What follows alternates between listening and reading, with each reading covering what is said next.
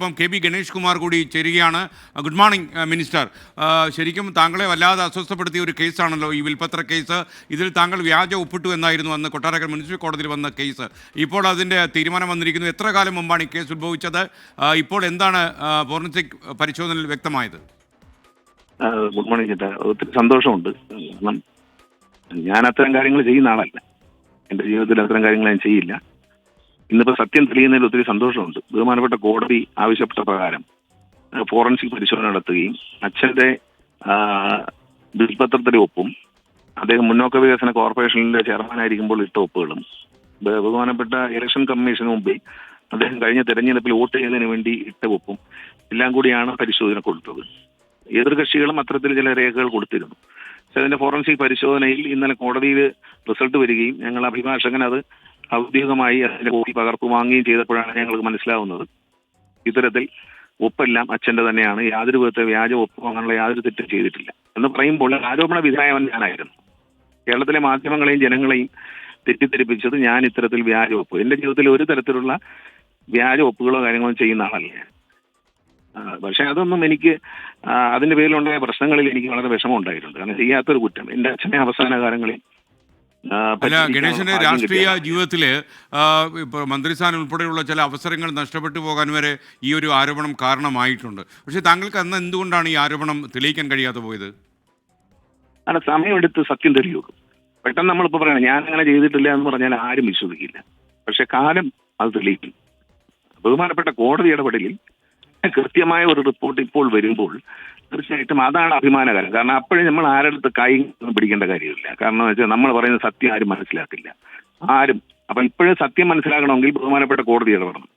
കോടതി ഇടപെട്ടൊരു പരിശോധന കഴിയുമ്പോൾ ആ പരിശോധനയുടെ റിപ്പോർട്ട് വരുമ്പോഴാണ് നമുക്ക് അഭിമാനകരമായി സത്യം തെളിയിക്കാൻ കഴിയുന്നത്. അതിൽ ഒത്തിരി സന്തോഷമുണ്ട്. കാരണം സത്യം തെളിയിക്കാൻ സത്യം എപ്പോഴും മറഞ്ഞിരിക്കും. അത് കുറച്ച് ദിവസം കഴിയുമ്പോഴേ പുറത്തു വരത്തുള്ളൂ.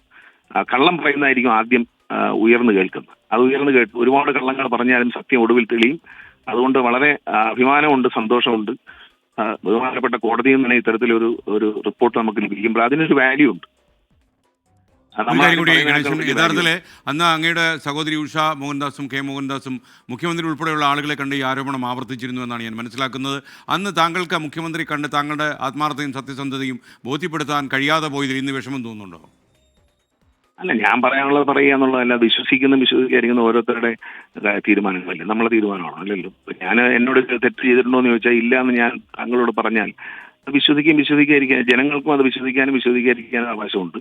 പക്ഷേ സത്യം ഒരു ദിവസം പുറത്തു വരുമ്പോൾ എല്ലാവരും അത് മനസ്സിലാക്കും എന്ന് മാത്രമേ. ഞാൻ അതിന് പരാതിയൊന്നും പറഞ്ഞില്ല. എന്നെ മന്ത്രിസ്ഥാനത്ത് മാറ്റി നിർത്തിയെന്നൊന്നും ഞാൻ പരാതിയൊന്നും പറഞ്ഞില്ല. എനിക്കൊരു പ്രശ്നമില്ല. അത് കഴിഞ്ഞ് LDF തീരുമാനം അനുസരിച്ച് വീണ്ടും ഞാൻ മന്ത്രിയായി വന്നു. എന്നെ കുറിച്ച് പറഞ്ഞ ആരോപണങ്ങളെല്ലാം തെറ്റായിരുന്നു എന്ന് കാലം തെളിയിച്ചല്ലോ. കാലം തെളിയിക്കുന്നതാണ് ഏറ്റവും നല്ലതെന്ന് എനിക്ക് തോന്നിയിട്ടുണ്ട്. ഈ വിൽപ്പത്രം ഈ ആരോപണം ഉണ്ടായതിനു ശേഷം ഈ വിൽപ്പത്രം നടപ്പിലാകുന്നത് തടഞ്ഞു വെച്ചിരിക്കുകയായിരുന്നു, അതോ വിൽപ്പത്രത്തിലെ കാര്യങ്ങളുടെ അവസ്ഥ എന്തായിരുന്നു? എഴുതി വെച്ചത് ബാലകൃഷ്ണ സാർ ചില കാര്യങ്ങളൊക്കെ അതിൽ എഴുതി വെച്ചിട്ടുണ്ടായിരുന്നല്ലോ. എന്റെ അച്ഛനുമായിട്ട് അടുത്ത് പരിചയമുള്ള ഒരു വ്യക്തി എന്ന നിലയിൽ ചേട്ടനെ അറിയാമല്ലോ. അദ്ദേഹത്തിന്റെ സ്വഭാവം പ്രതിഫലിക്കുന്ന ഒരു വിൽപത്രമാണ്. അദ്ദേഹത്തിന്റെ രീതികളും അദ്ദേഹത്തിന്റെ സ്വഭാവ രീതികളും അദ്ദേഹത്തിന്റെ ആശയങ്ങളും പ്രതിഫലിക്കുന്ന ഒരു വിൽപത്രം തന്നെയാണ് അദ്ദേഹം എഴുതിയിരിക്കുന്നത്. അതിനാരുടെയും സ്വാധീനത വഴങ്ങുന്ന ആളല്ല അദ്ദേഹം. ഒരു കാര്യത്തിലും എന്റെ അച്ഛനെടുത്ത ഒരു തീരുമാനത്തിൽ നിന്നും അദ്ദേഹത്തെ പിന്മാറ്റാൻ ആർക്കും കഴിയത്തില്ല. അദ്ദേഹം തന്നെ ആലോചിച്ചെടുക്കുന്ന ഒരു തീരുമാനമാണ്. ആ വിൽപത്രത്തിലെ ഭാഷയും അതിൽ ഉപയോഗിച്ചിരിക്കുന്ന രീതികളും എല്ലാം എന്റെ അച്ഛൻ്റെതാണെന്നുള്ളത് അച്ഛനുമായി അടുത്ത് ബന്ധമുള്ള എല്ലാവർക്കും മനസ്സിലാവും. കാരണം എനിക്കങ്ങനെ കൂടി സമ്പത്തിന് വേണ്ടിയോ അധികാര സ്ഥാനങ്ങൾക്ക് വേണ്ടിയോ ഞാൻ ആരോടെയും കൂടാറില്ല. എനിക്കതിൽ താല്പര്യമില്ല. എനിക്ക് ദൈവവിശ്വാസിയാണ്. ഗണേശൻ, ഈ സ്വത്ത് ഡിവിഷൻ ഇനി ഈ വിൽപ്പത്രത്തിൽ പറയുന്ന പോലെ ബാലകൃഷ്ണ സാർ ആഗ്രഹിച്ചതുപോലെയുള്ള സ്വത്ത് ഡിവിഷൻ ഇനി നടപ്പിലാക്കാൻ കഴിയുമല്ലോ അല്ലേ? ഈ ഫോറൻസിക് പരിശോധനയിൽ സത്യം വെളിപ്പെട്ടതോടെ ഈ കേസിന്റെ ഒരു ഘട്ടം കഴിഞ്ഞിരിക്കുകയാണ്. ഈ ഘട്ടത്തിൽ കോടതിക്ക് വിൽപത്രത്തിന്റെ പിന്നെ സത്യസന്ധതയെ പറ്റി ബോധ്യപ്പെടുന്ന ഒരു ഘട്ടം കഴിഞ്ഞിട്ടുണ്ട്. ഇനി ബഹുമാനപ്പെട്ട കോടതിയിൽ പല ഘട്ടങ്ങളുണ്ട്. അത് അതിന്റെ സമയമെടുത്ത് ഈ സത്യമെല്ലാം തെളിയിക്കപ്പെടുകയും സത്യം വിജയിക്കുകയും ചെയ്യും എന്നുള്ള യാതൊരു സംശയവും അക്കാര്യത്തിൽ എനിക്കില്ല. ഞാൻ എത്ര വർഷം വേണമെങ്കിലും വെയിറ്റ് ചെയ്യാം, കുഴപ്പമില്ല. സത്യം തെളിയണം. അത് ഈ സമൂഹവും ഈ ലോകവും അറിയണം. അച്ഛനെ അടുത്തറിയാവുന്നവർക്കറിയാം ഇതിന്റെ സത്യം എന്താണെന്നുള്ള കാര്യം. അതുകൊണ്ട് അത് തെളിയട്ടെ. അതിൻ്റെതായ സമയം കോടതി എടുത്ത് ബഹുമാനപ്പെട്ട കോടതി അതിൻ്റെതായ സമയമെടുത്ത് സാവകാശം. എനിക്കൊരു ധൃതിയില്ല. ഇതൊന്നും സ്വത്തുക്കളൊന്നും വിറ്റ് ജീവിക്കുന്ന ആളല്ല. അതിനൊന്നും എനിക്ക് ആഗ്രഹമില്ല. ഞാൻ അധ്വാനിച്ച് 18 വയസ്സ് മുതൽ സിനിമയിൽ അഭിനയിച്ച് ഞാൻ സമ്പാദിച്ച സ്വത്തുക്കളെ എനിക്കുണ്ട്.